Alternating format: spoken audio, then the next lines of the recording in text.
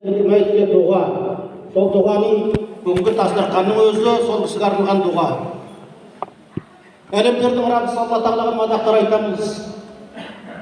Алла тағала баршамызды қияметтің қиыншылығынан, сол күні болатын уайым қайғыдан, қабір азабынан, тозақ отынан аман болып, жүзіміз жарқын, иманымыз кәміл, пайғамбарымыз Мұхаммед Мұстафаның ақ туының астында ла иляха илlallah жұмақ етіп келуді Алла тағала баршамызға нәсіп етсін. Өйткені дүние қаламы жойылып, қиямет қаламы орнайды. Сол кезде Мұхаммед пайғамбарымыздың ақ туы құрылады. Сол ақ тудың астына Мұхаммедтің үмметі жиналыңдар деген бір дауыс шығады. Сол кезде Мұхаммедтің үмметінің бір белгісі бар екен, соны да естен шығармаңыздар. Ақ маңдай, ала мойын, ақ білек, ақ сират. Ол белгі қалай? Ол жаңағы намаздан пайда болып тұр. Намазға дәрет алған уақытта жүзімізді жуамыз, қолымызды шынтаққа жуамыз, бастың 3/4-іне 4 мәсih тартамыз, 2 аяқты жуамыз. Осы белгі болып жатыр ағайындар.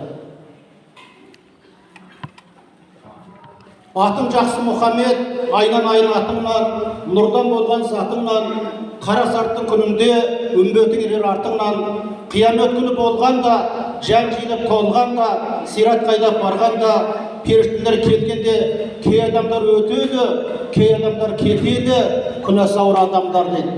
Сол күнәмізді бүгіннен бастап тізгінімізді тартып, өтіп кеткен қаталығымыздан Алла тағаладан кешірім сұрап, қара тұяғымыздан, қан бойымыздан жан кетпей тұрғанда, ақыл есіміздің дұрыс кезінде, жағдайымыздың жақсы кезінде Алланы көбірек еске алайық аға. Алла тағала айтады, өмір менен өлімнің арасында қорыққан адамдар мен үмметім деді.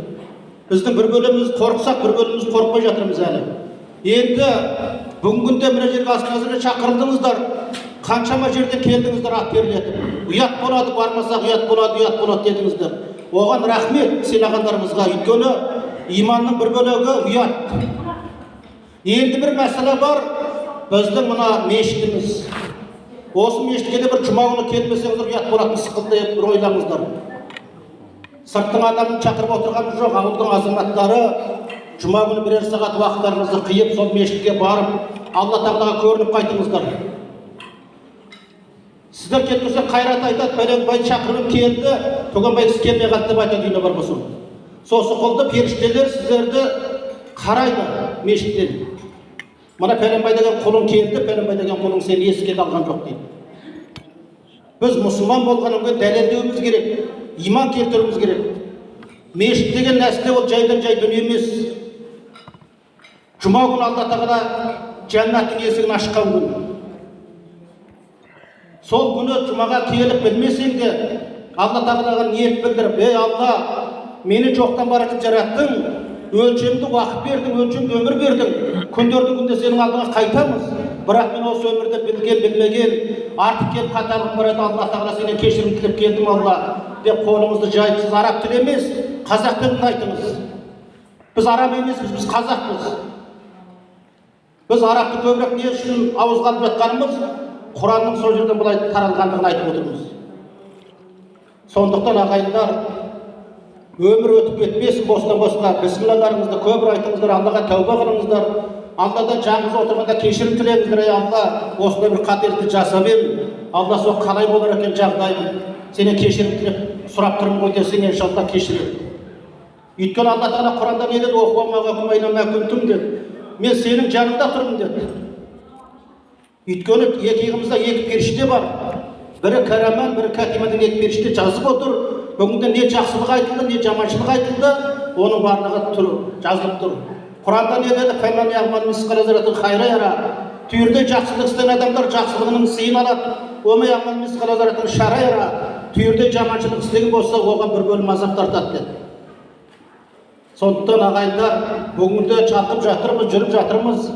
Бірақ күн санап қайда кетіп жатқанымыз өзімізге белгілі.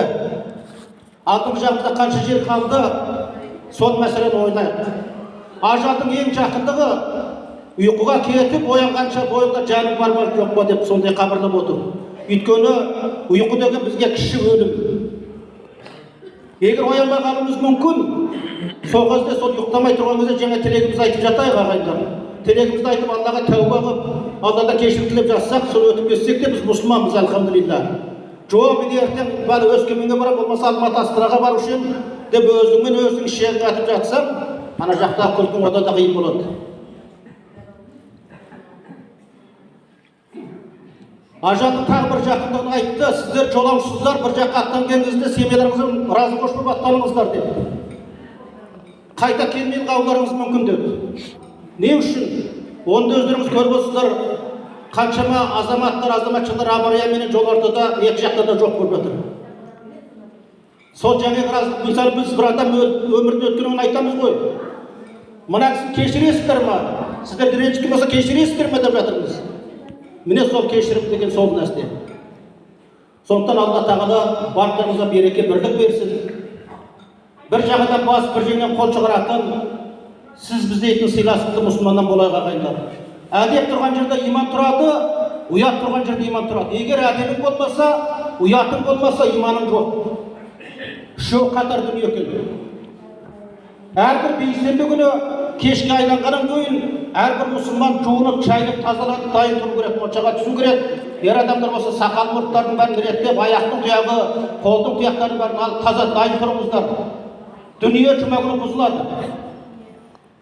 Сол кезде біз сілем дәретімен кетеміз. Егер осы күнді ортамызда бір өтіп жатса, қалған бір 3-4 адам әйтеуір жуып шайып бірден жанып жатады. Енді анандай жағдай болса, бізді жуатын адам жоқ. Сол кезде біз өз тазалығымызбен, өз дәретімізбен өтеміз өмірден.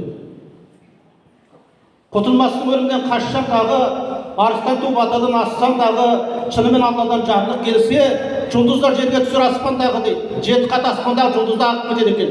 Алланың әмірімен. Біз одан қиын емеспіз ағайындар. Сондықтан осы нәрседе біреулеріңіздің көңілдеріңізде жүрсін, біреулеріңіздің ойларыңызда жүрсін, біреулеріңіз орындауға тырысыңыздар, әйтеуір біреу болса да біреулеріңіз қабылдасаңыздар, біз үшін сауап, өзің үшін сауап ағайындар. Біз сіздерді жек көрмейміз, біз сіздерді жақсы көреміз. Өйткені сіздермен біз иманбыз, сіздермен біргеміз. Бірақ бізді іс көргеніне, түс көргеніне ғана керек қылмас уақытта керек қылмай қойғандар кейде өкінтіп жүреді адам. Іс көргеніне шақырасыз, ойбай молдеке, сағат 2 ма, түнгі 3 па, 1 ма, мен ол уақытта сол жерге жетуге тырысамын. Ұйқымды тастап қоямын. Өйткені ана жерде қиналып қалды, қайғыланып қалды, қасірет шегіп жатыр ғой. Біреу қысылып жатыр, дем сап бер дейді. Оған да біздің міндетіміз болғаннан кейін, болмағанда бір-екі ауыз иман айтып, аузына дем салып, Алладан бір жеңілдік тілейміз. Біздің қандай жамандығымыз бар сіздерге істеген. Сондықтан біздің осындай бір жақсы сөздерді сіздер қабылдап, біреулеріңіз намаздарыңызды оқып, біреулеріңіз имандарыңызды келтіріп, біреулеріңіз жұмаға барып, осыны оразаларыңызды ұстап жүрсеңіздер, иншалла нұр үстіне нұр. Ей Мұхаммедтің үмметі не әкелді дейді ертең Құдай тағаланың алдына барғанда. Үйімде қанша дүниең бар, қанша малың бар, қанша затың бар деп сұрамайды. Біздің сұралатын нәрселеріміз намаз. Аллаға тағат қылсаң шаңдығы жоқ, жалғанды көп қылмаңыз пайдасы жоқ. Жамағат ораза ұстап намаз оқы, жерге бір кересің түңілік жоқ. Бұл сөзім жалған емес, шариғат сөз. Алланың дәргеніне жіберсең көз, дүниеде қаншаға сөз болсаң дағы, жамылып жататын 3 қабат көз ағайындар, 3 қабат жүгіріп кетеміз. Еңбегіміз сол, үлесіміз. Алла тағала не деді? Менің мына жаратқан құлдарым жалаңаш келмесе екен деп 3 қабат жүгіріп рұқсат берді. Әйтпесе біз дүниеге жалаңаш келгенбіз. Соны біліңіздер, дүние тіршілік көрме деп тұрған сөз емес. Істеңіздер, көріңіздер, бірақ ана жақта да біраз ойлап қойыңыздар. Бастарыңыз аман, дендеріңіз сау болсын. Ішіп жатырсыздар ма? Болдық па? Енді ұзақтан келген жолаушылар аман есен отбасыларыңызға оралыңыздар. Алла тағала сіздерге жолдан азабынан сақтасын, аман есен отбасыларыңызға оралуға нәсіп етсін. Біздің осы халқымыздың барлығымызға береке, бірлік берсін, татулық берсін. Әрбір отбасында тек қана қуаныш болсын, дұға қабыл болсын.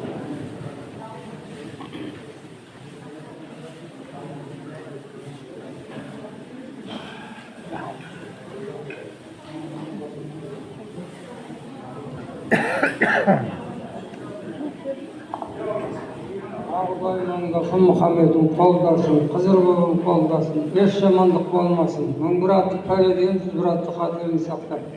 Апамыздың жаны жанатта, топырақ торқа болсын. Allah.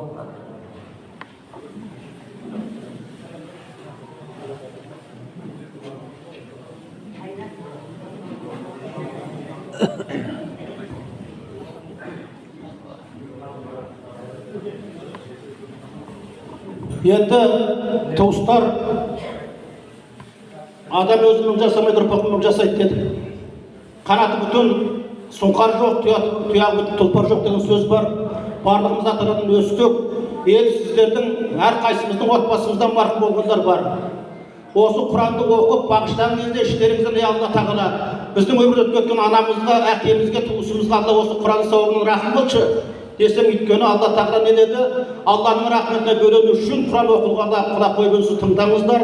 Сол аятты өздеріңізге де марқұм болғандарға бағыштап қойсаңыздар, нұр үстіне нұр, сауап үстіне сауап ағайындар. Соны естеріңізге сақтай отырыңыздар.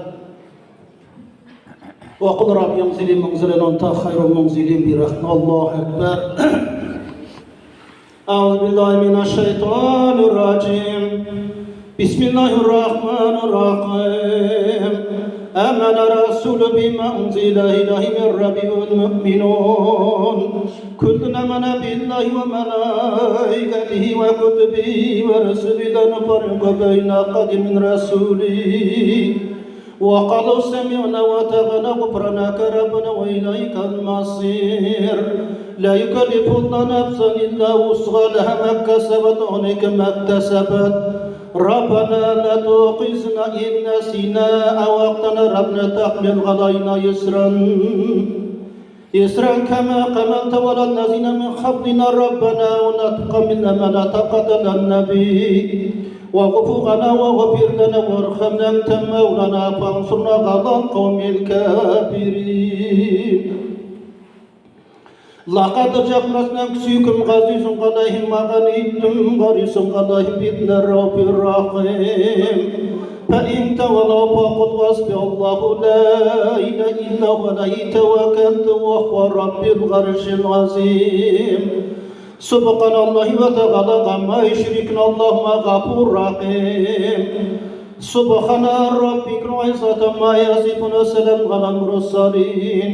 الحمد لله يوم يخرج سبح الله من صحشات بقبر الله القرآن العظيم وجعل إماما ونورا ورحمة وجعل الله حجة يا رب العالمين آمين. Ya Rabbim Allah Teala evvel adam ata kavana soğuk peygamberimiz Muhammed Mustafa aralda ötken peygamberlerge, evliyelerge, emirlerge, temdirge, sakabalarga dört çare dostumuz Ebu Bekir, Umar, Osman Ali Numruk Şerif'ne İmam Azam, Şafii, İmam Malik, İmam Mahmud'un Kasem Husayn şehitlerinin ardına çıkanday toğustuğanı kalmagan garip miskin çiğitimize bir Allah rahim kıl. Ya Allah öz zatında bağışlayan Kur'an so'mosi qo'l jeb o'tirgan qullarыңның өмірде өтіп кеткен ата бабаларың аруағына, әкелерің әкешті, шешелерің әкешті, өтіп кеткен туысқандарың аруағына Алла рахым қыл. Я Раббим Алла Тағала солар сен шүңгіл дастархан жеп тілек отырған семеден Алла Тағала қайраттың анасына Алла рахым қыл. Я құдіреті күшті Алла марқұмдар мұсиетпен сусындандыр.